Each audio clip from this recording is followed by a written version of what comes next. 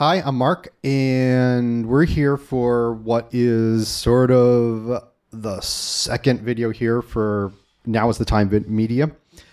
And today we're going to be covering kind of a realization that Mark helped me to come to. This is definitely something that came from him. It comes out of our professional work.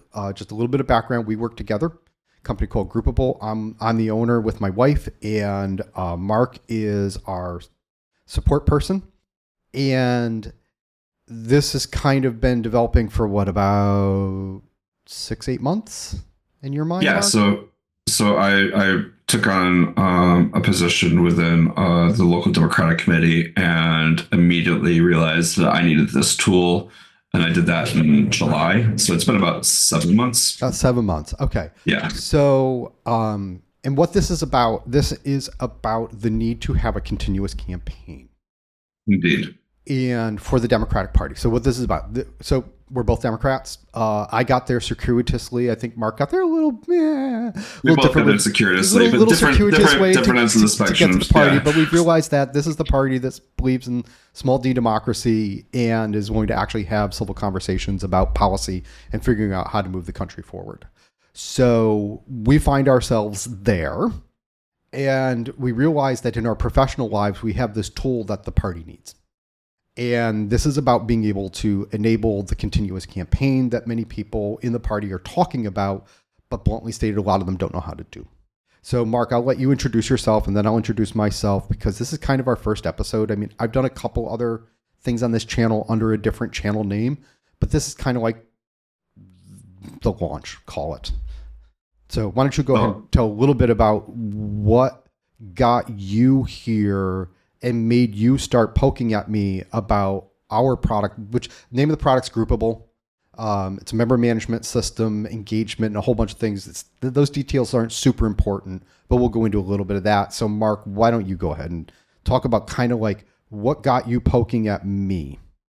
So 2 years ago, I started helping a local politician run for city office, and our support from the committee was sporadic and a little too late, kind of, in the resulting race. We had a shakeup with the committee, and I landed as the secretary of the committee. And what we are currently working on is trying to create that continuous campaign. We're doing social hours on a weekly basis where we meet with constituents and try to get what they're going with, understand their needs and desires, as well as give them demystify the democratic process in terms of the democratic committees. We have just selected candidates, and now we're at a stage where we need some sort of way to continue out that continuous campaign through petitioning, canvassing, and knowing who our members are is a very, very important part of this, and we just really don't know that. Yeah, so I'm going to tell the contemporaneous story of what brings us to this conversation, maybe with a little bit of my sort of life background. The little bit of life background is that I come to this through a very circuitous route. I was raised in a very conservative is probably being mild, let's call it a right-wing family, John Birch Society. My father was a member. That's the milieu within which I was raised. I can remember being on the phone with my brother the day that George Herbert Walker Bush lost the election, and to us, wow, the world was going to end. And then the next 4 years of my life were pretty damn good under Clinton. And then the next 4 after that were pretty darn good. Yeah, he had some personal issues, but country didn't collapse, which is what we believed. And so I've always been on the social liberal side, but fiscally conservative. But seeing what's happened with Trump and what has happened to the Republican Party, I am no longer Republican. I am a registered Democrat, proudly a registered Democrat today, because this is the party that believes in small d democracy, policy discussion, where we can have a big tent, have disagreement. Although some of these litmus tests, I might not pass some of them, but I think people are realizing that we have to move past that. What brings me here today is that Mark was like, hey, you want to run for one of the council districts? And I was like, I don't know that I'm ready for that business wise and with the age of my kids and all my personal responsibilities. But he said, then he did the bait and switch. He said, well, how about being a committeeman? And I had been a Republican committeeman. So I thought, well, yeah, I know what this is. It's carry petitions and do some of the mechanics of politics that a lot of people don't know about. And I think in future episodes, frankly, we need to like what Mark said, we need to demystify politics, because getting involved in politics is honestly not that hard. People are desperate for people to get involved, and it's easy. And so I said yes to that. And then the first thing I had to do as a committee person was I had to go to a training. Well, Mark invited me to a training on this past Saturday, which was just a few days ago. And it was a county-wide training. A lot of it was about how to carry a petition, which is just plumbing and mechanics. But there's legal things that you have to do. So, but the biggest thing was the county chairman stood up and he went, I need the emails for everybody in the room. And I'm thinking to myself, wait a second. He doesn't have the emails for everyone in the room? We don't. And they don't. And I literally sat there and thought to myself, wait a second. So I've been working in this business called Groupable. That's what we call it now. It didn't start with that name. We've had some name changes. But I've been doing the same thing for 20 years. And that is that we automated and literally brought out of, in some senses, the 18th and 19th century, the technology in the 20th century, some of the old stuff of this fraternity called the Freemasons, and literally automated them and turned them into a modern 21st century online automated organization. They were literally running in roster books or ledger books to keep track of their members. And they might have had one computer at the central state office, but it was a mess. The member records were a mess. We've done this in a whole bunch of states across the country. And I realized and sat there and I went, wow, the Freemasons have better IT, better communications tools, and better ways to engage their members than the Democratic Party does. And this is a party that is the largest political party. And I think, Mike and I were talking about this. We said it was the largest democracy in the world, but I think India is technically the largest democracy in the world. But it is as far as I know, it is the oldest continuously operating political party in the longest operating democracy in the world. And I think it is the second largest democracy in the world. And we realized that not only does the chairman, who is a key functional person in the operations of the party in our county, not only does he not know how to communicate with his committee people, he doesn't know who his members are.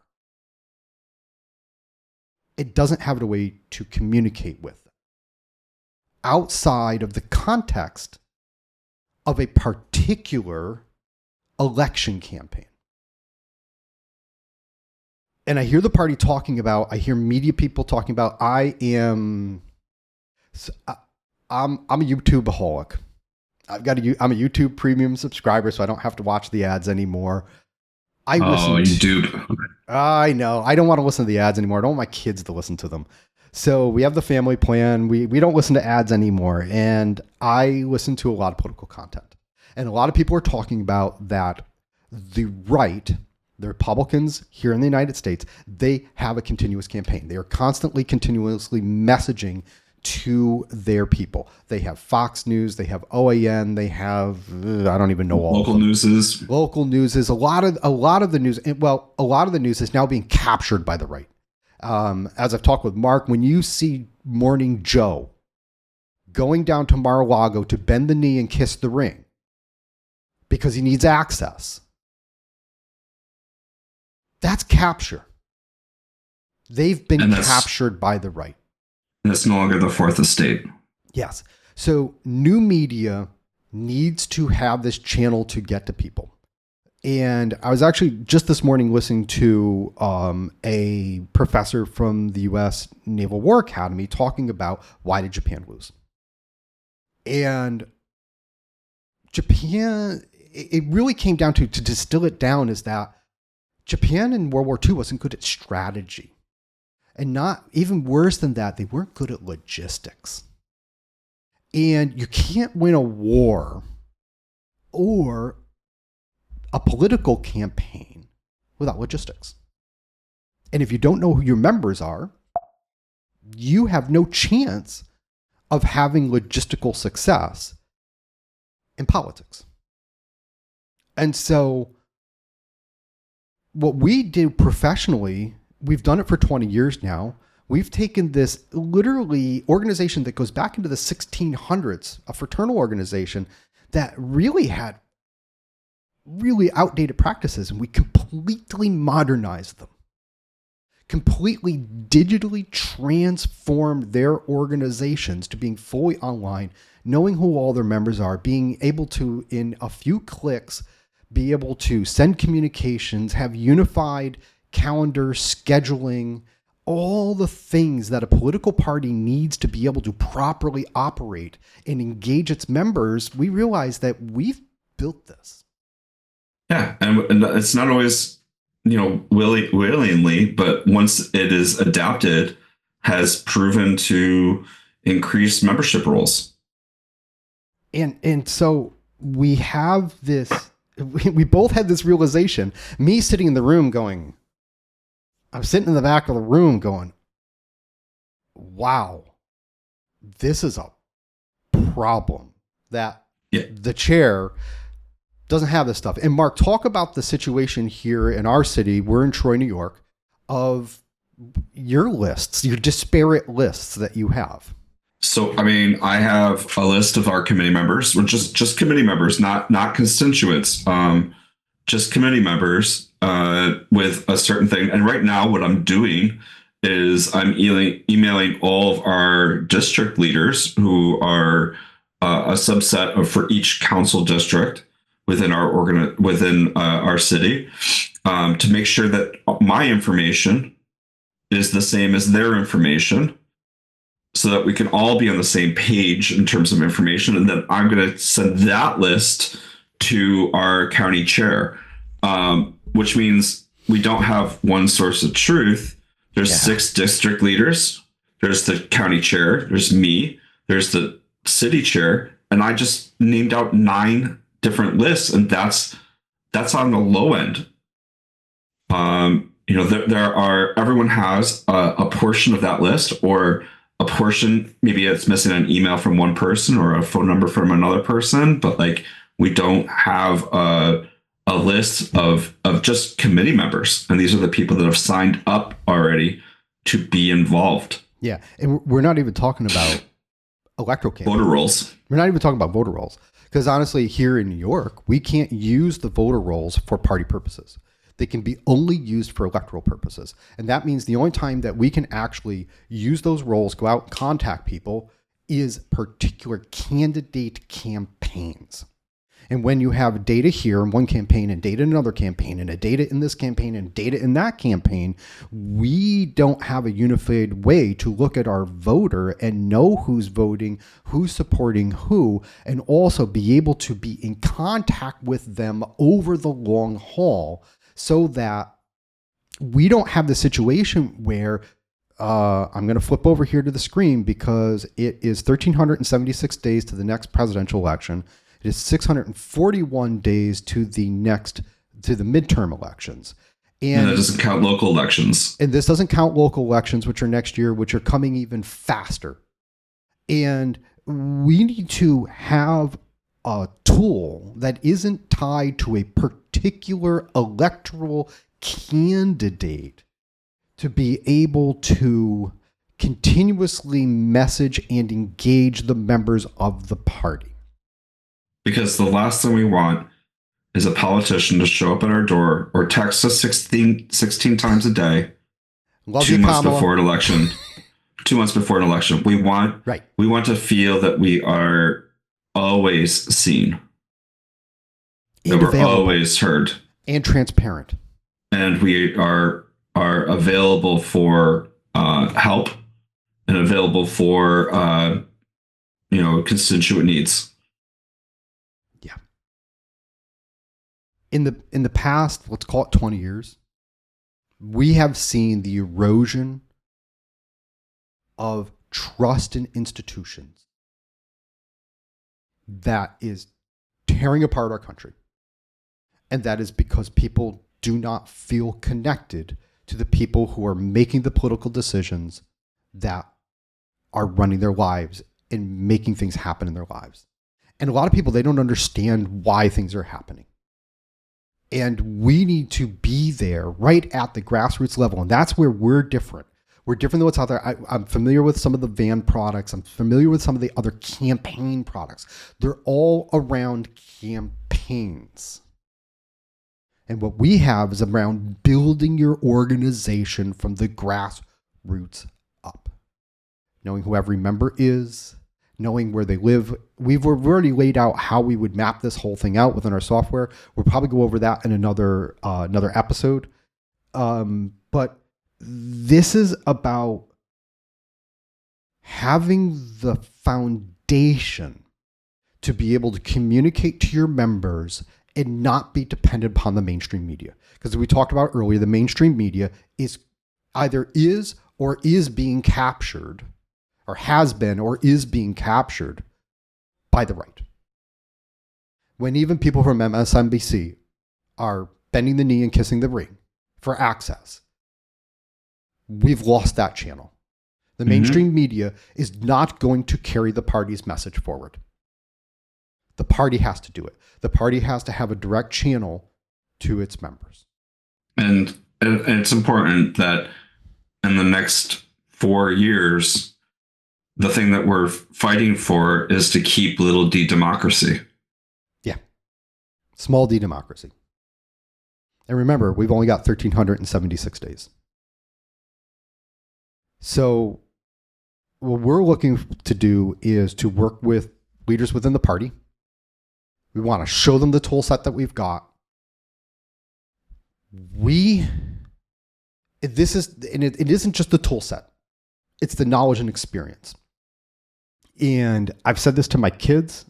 I actually said it to a person who has worked at a political data company for about 20 years. I was on the phone with them yesterday because we need to get data. We need to get data as quick as we can. And we need data that is unencumbered data that we can use for any needs that the party has.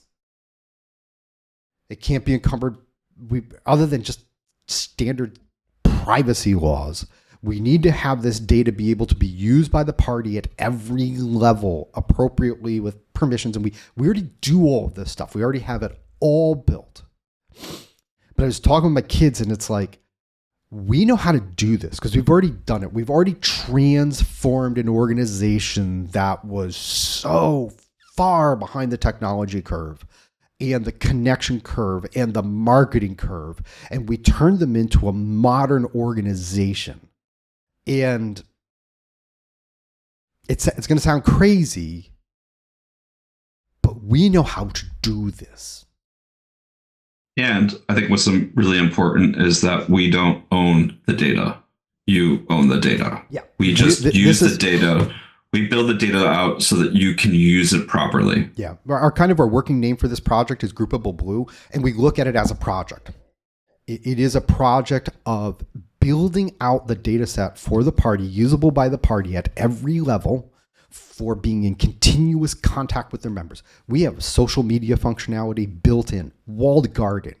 We've got email, we've got comms, we have calendars, we have all the things that you think about that are like on Facebook and all these, which has become totally a cesspool. I mean, we're also looking at we've got private version of that.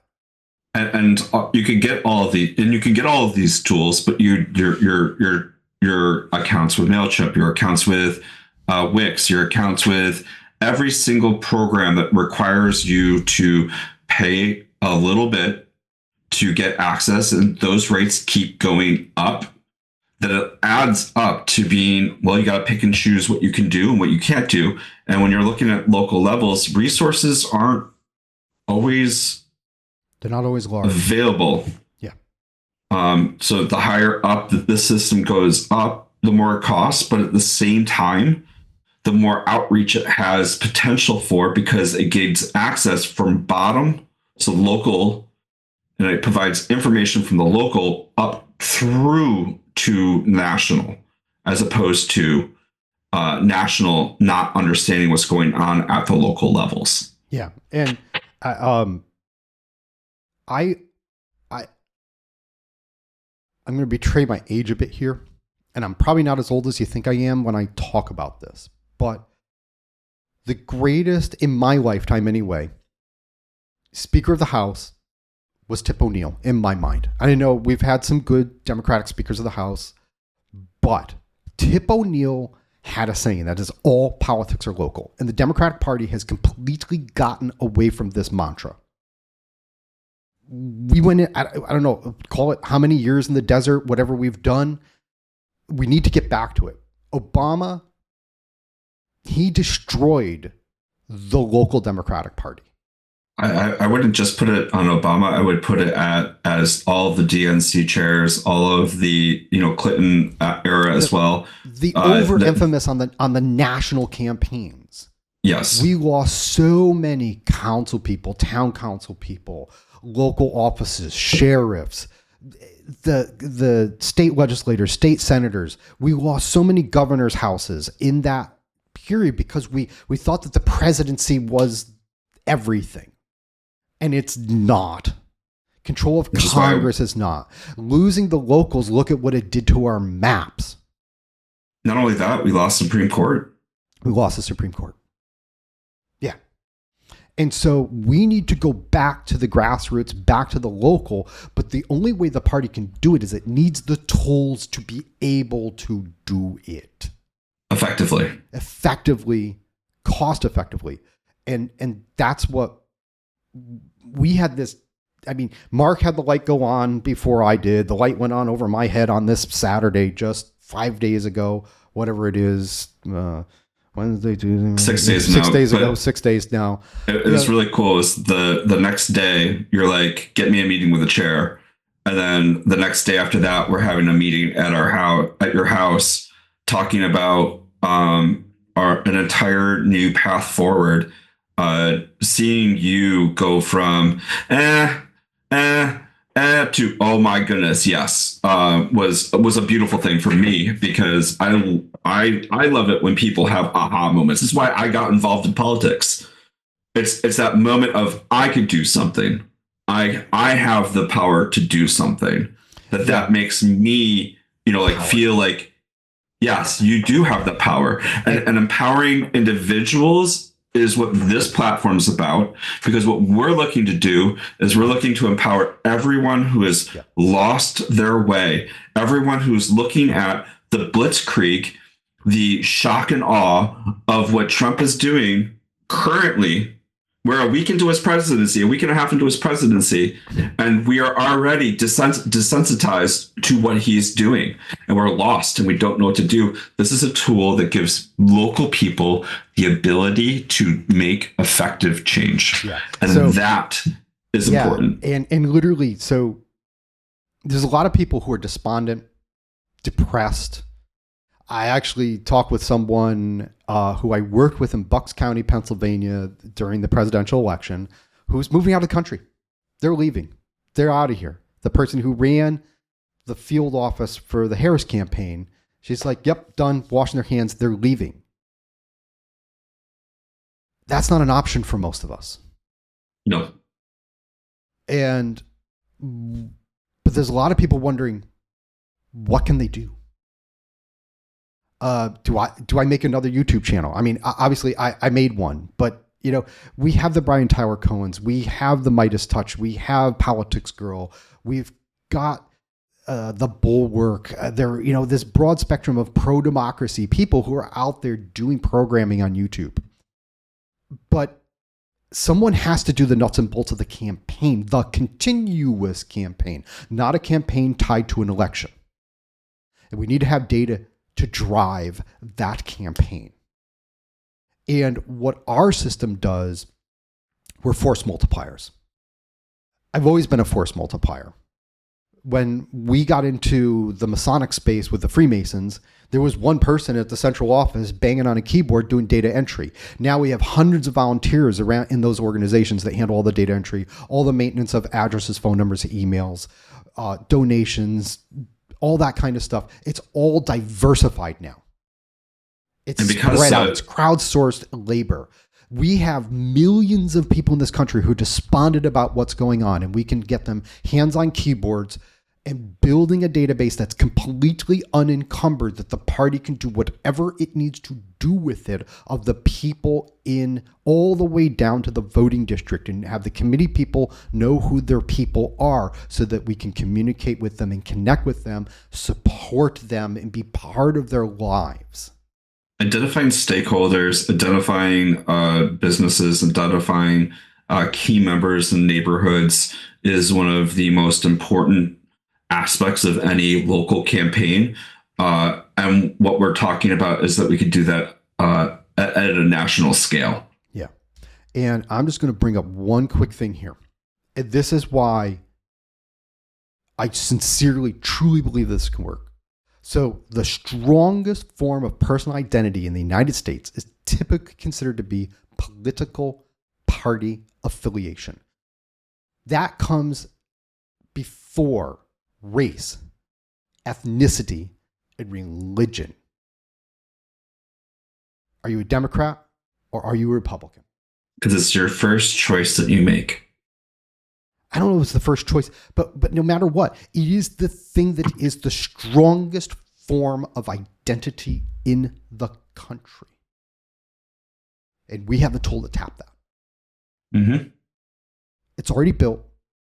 We are ready to go. I'm sure we're going to need to add some features and some stuff to it, but the foundation is 20 years proven. We have the tool. It is battle tested. By people who do not know how to use technology. Who don't know how to use technology. And I'll be honest with you, we have transformed organizations where the rank and file people in it, the volunteers, they weren't even motivated to do it. But once they saw the tool, they got motivated. This party, why are we here? Because we just got our butts kicked by the worst candidate ever to run on the other side of the aisle. Twice. Beat by him twice. Beaten by him twice. And so the other side is on the ground. They're in the districts. When I got assigned to a polling place on election day in Bucks County, I was assigned there with the local committee chairman. Or not committee chairman, committee person for that district. Committee person for 30 years. And we got talking. And he doesn't know who his voters are. He's been a committee person for 30 years. That's more than half of my life.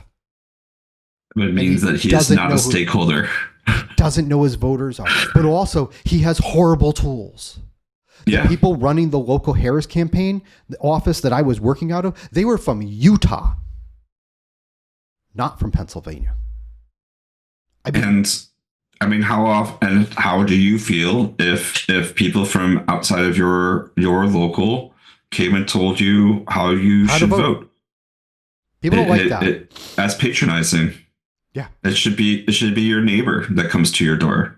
And we have the ability, our platform gives you direct channel to all the people who are in the database. Don't abuse it. Don't, Kamala, you can't do 17 a day. But you won't need to. No, because we're going to be touching those people a couple times a month, maybe once or twice a week, from now until the next election. And we're not going to have to rely on, is it Ann Seltzer in Iowa to get us overexcited and think we're going to win?